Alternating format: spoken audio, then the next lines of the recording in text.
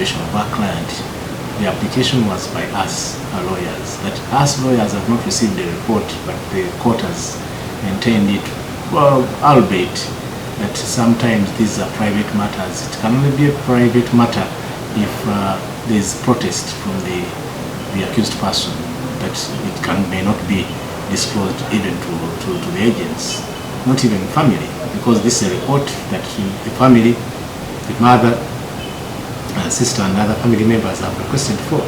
So it cannot be a prisoner of court. It remains now really a mystery of whether. So Counsel, we want to know the situation or the status of the accused people, basically Sauda Madada. What is the situation she is now and about the application that you've been raising in that case and the orders of the court? Well, Sauda Madada was charged together with now 13 others, because the number has now risen up to 14 accused persons on the charge of unlawful drilling associated with the activities of the NUP headquarters. In that group, we have the security guards of the Honorable Robert Chagulanyi Sentamu. We have leaders of the party like the deputy spokesperson Alex Waiswa Mufumbiro, the leader of the leadership school Doreen Kaija, and among others who are even candidates in this election. Sauda Madada is standing for councillorship in Kampala Central Division. Doreen Kaija is standing in Nakawa for councillorship. The Honorable Waiswa Mufumbiro is standing for Member of Parliament in Nakawa East. So it presents a very precarious situation where you have candidates being in prison despite being entitled to mandatory bail. An application we made in court and it was denied. We have decided to review the decision against the mandatory bail before the Chief Magistrate, who is not yet at post, being a new judicial officer posted recently upon transfer to that court. And meanwhile, the prisoners believe they cannot get justice under the current trial magistrate, the reason for which they applied for recusal of the magistrate from their matter. That recusal application was made orally by one of the suspects, Alex Waiswa Mufumbiro. It was not granted in premises that they have to file a formal application. Shall also proceed to file a formal application as guided by court. Not that we not believe that it was properly before court, because such an application can be oral. It is an application which can even be made by a person who is not represented. So it was misconceived for the court to say such an application has to be formal, but nevertheless we shall follow that guidance. But there is a pattern that we are seeing. Most of these political cases, we've had over 1,000 supporters and members and leaders of the National Unity Platform since the election began. We've managed to bail out over 400. But if you realize, it depends on your stature in society. You have had so many out and others stay in. Others are not even accounted for. But we've realized that those who have the status in society are not released. So the ground is not leveled. It is upon your status that court determines whether you're a sensitive politician or not. It depends on the caliber of politician that you are in the NUP or in the opposition, and determines whether you'll be released on bail. It is no wonder that in the last decision against the mandatory bail application, the court had to delve into politics. It was very clear in its finding that because of the complex political situation prevailing now, it would be very hard for the court to agree to release these persons on bail. So court had to go that law into politics, determining matters based on politics rather than the law. We find it also, it cannot be a coincidence that all matters involving high political persons are being adjourned by court beyond the 15 days ordinarily, which is provided for in the regulations. But it's very clear that all these people it's a decision of courts that these people should not participate in the election.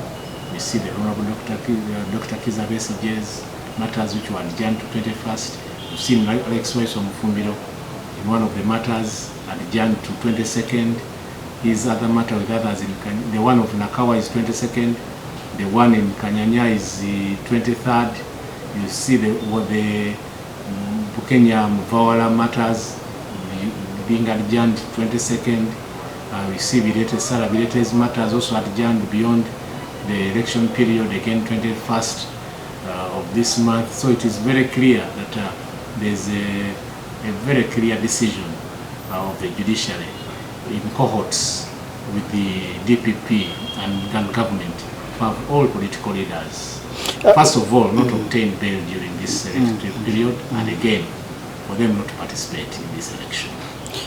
We want to know the situation of Sauda Madada, because last time we were in court and the court ordered prison to bring a general report about the health of Sauda Madada, or to access that report. Well, court has of recent said that it is convinced it received a report about the health situation of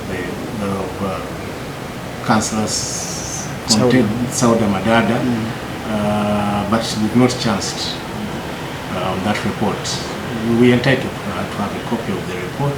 It's the reason we do not believe that Sauda Madada is in good condition. Otherwise, why would they not give us a copy of this report to appreciate the situation of our client?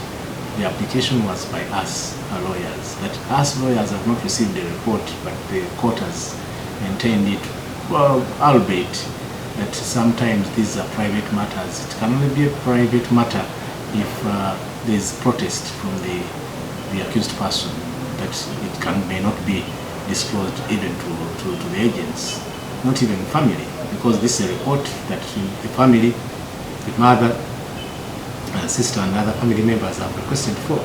So it cannot be a preserve of court. It remains now really a mystery of whether Sauda Madada is anyway in good condition, because that she cannot even come to court, as we witnessed, says a lot about her health situation. So we continue to pray that she gets better if she is alive, but we will not be surprised if anything happened. Is there any player you are likely to make, because we have seen people dying in prison? We saw your fellow lawyer, Bob Kasango, lost his life in jail. No, it's a plea to the judiciary. They have continuously really not followed the law, and people have died out of the negligence of courts in following the law in matters where people deserving to receive specialized treatment are left in prisons. We saw the German national, who was in Kalanga, he came to court even on stretcher. Yes. They told the justice, then, that this person, the doctors say, may not even spend more than 2 months alive. We had senior reports on the Honorable Segirinya Muhammad, and this motivated his release. And again, as doctors had stated, that he would not stay for long. He died after the court prisons and the conditions had cut short his life span, because there was no specialized services or treatment in prison. We've seen colleagues like Bob Kasango, again, upon court's refusal to grant him the permission for specialized treatment in Nairobi, because this is where his doctor was, he died. And all these things are some of those issues that, when we are amending guidelines that guide bail applications or decisions and bail applications, these are the issues to look at, not the issues as determined by the political speeches of the president, who continuously states that bail should not be granted. So the tilt is towards a political question rather than the real issues that will determine someone's qualification for bail, including special circumstances. Sickness is part of the special circumstances that ought to be considered when determining a bail application, and courts should uphold that.